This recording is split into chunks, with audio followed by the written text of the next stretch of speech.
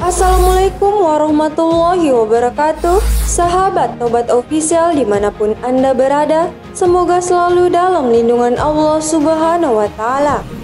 Sholat merupakan ibadah yang mulia sehingga dijadikan sebagai tiang agama, dan sholat adalah ibadah yang pertama kali dihisab dari seorang hamba oleh Allah Subhanahu wa Ta'ala kelak di akhirat. Jika sholatnya diterima, maka amalan-amalan yang lain pun diterima. Tetapi jika sholatnya tidak diterima, maka kerugian yang besar akan menimpa diri seorang hamba. Lalu, manakah golongan yang sholatnya tidak diterima oleh Allah Subhanahu wa Ta'ala?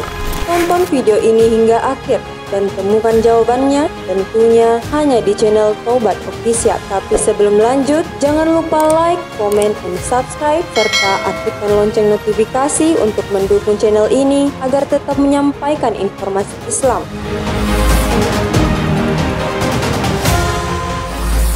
Sepuluh golongan yang sholatnya tidak diterima oleh Allah Subhanahu wa Ta'ala. 1. Lelaki yang sholat sendirian tanpa membaca sesuatu. Tidak sah sholat seseorang tanpa membaca takbiratul ihram, surat Al-Fatihah, bacaan ruku, bacaan iktidal, bacaan sujud, duduk di antara dua sujud, bacaan tasyahud, sholawat, dan salam. Karena semuanya itu adalah rukun yang harus dipenuhi. Jadi, tidaklah sholat akan diterima jika tidak membaca sesuatu. Dari Abu Hurairah berkata, Rasulullah Shallallahu Alaihi Wasallam bersabda, barang siapa mengerjakan sholat tanpa membaca Ummul Quran atau surat Al-Fatihah, maka ia tidak sempurna. Ia tidak sempurna, ia tidak sempurna. Hadis riwayat An-Nasai.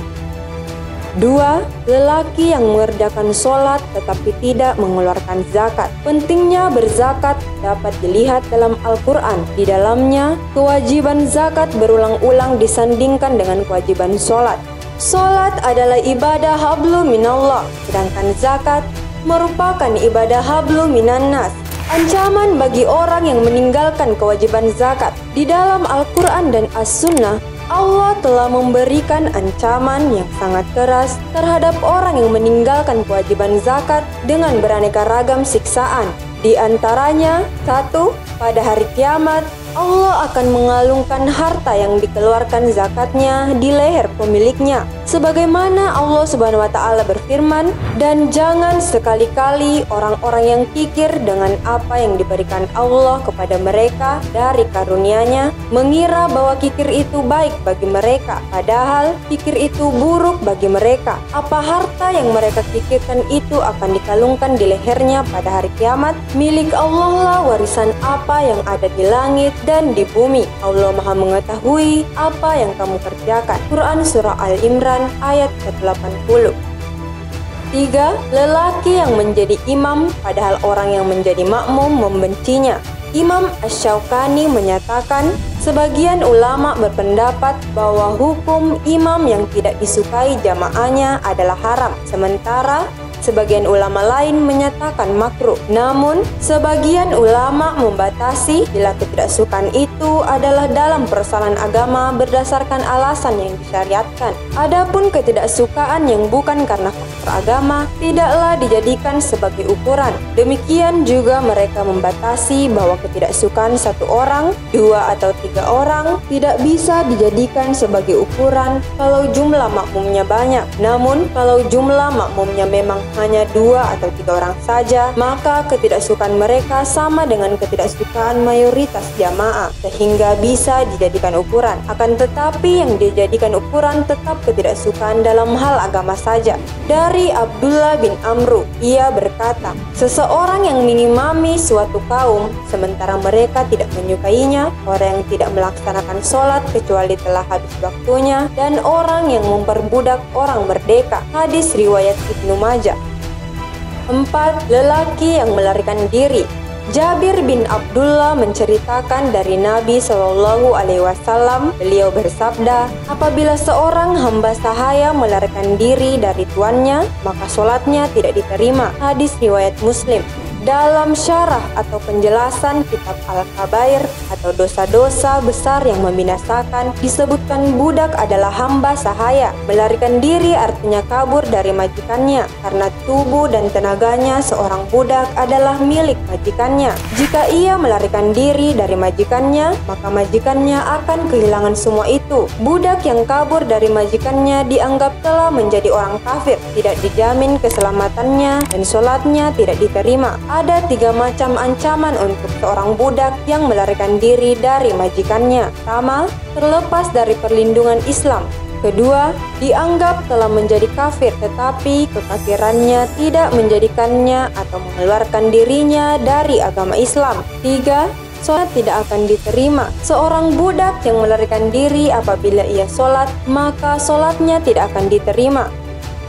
5. Lelaki yang minum khamar tanpa mau meninggalkannya atau taubat. Dari Ibnu Umar berkata, barang siapa minum khamar dan belum sampai mabuk, maka sholatnya tidak akan diterima selama di dalam perut atau urat-uratnya masih terdapat sesuatu darinya. Jika ia mati, maka ia mati dalam keadaan kafir. Dan barang siapa minum khamar hingga mabuk, maka sholatnya tidak akan diterima selama 40 malam. Dan jika ia mati karena minum khamar, maka ia mati dalam keadaan kafir. Hadis riwayat An-Nasa'i. Para ulama mengatakan bahwa orang yang minum khamar adalah kafir. Maksudnya bukan kafir hingga murtad dari Islam, melainkan maksudnya adalah dia seperti orang kafir yang apabila melakukan sholat, maka sholatnya tidak diterima selama dia menunaikan sesuai dengan rukun dan aturannya. Namun bukan berarti kewajibannya untuk sholat menjadi gugur. Sholat tetap wajib atasnya, namun selama 40 hari tidak akan diterima sholat itu di sisi Allah Subhanahu wa Ta'ala. 6. Perempuan yang suaminya marah kepadanya. Islam menempatkan kedudukan suami begitu sangat istimewa bagi seorang istri. Mentaati suami dan selalu berusaha mendapatkan keridhoannya menjadi sebab baginya untuk masuk surga. Sebagaimana sikap kurang ajar, menentang, dan durhaka kepada suami menjadi sebab seorang istri dimasukkan ke dalam neraka. Ini adalah perkara yang sangat penting sekali untuk diperhatikan para istri dan perempuan muslimah.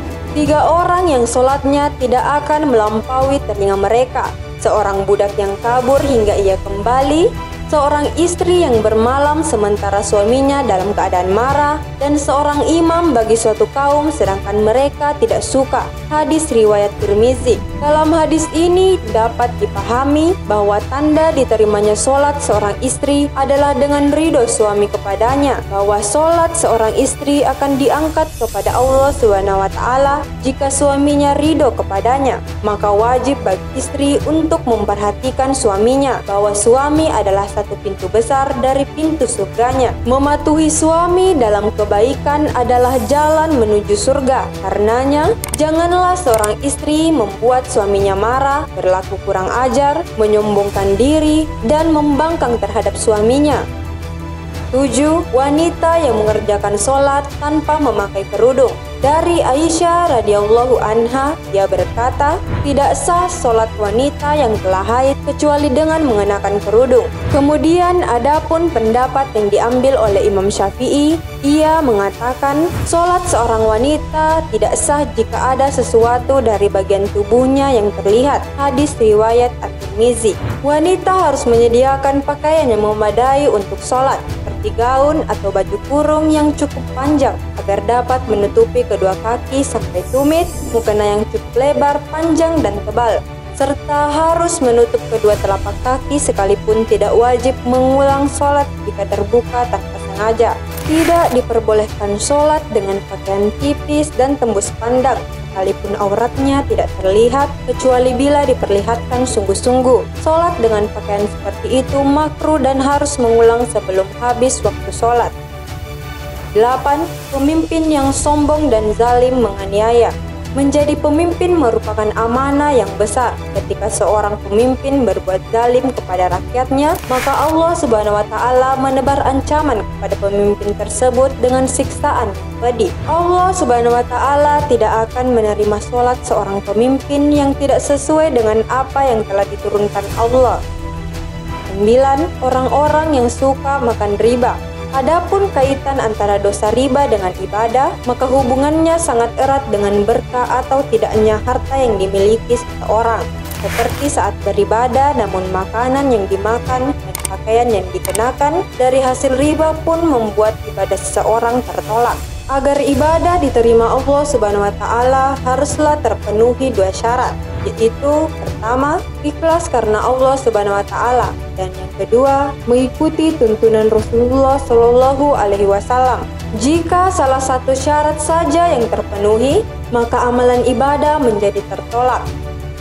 10. Orang yang sholat tetapi tidak dapat menahannya dari melakukan perbuatan keji dan munkar.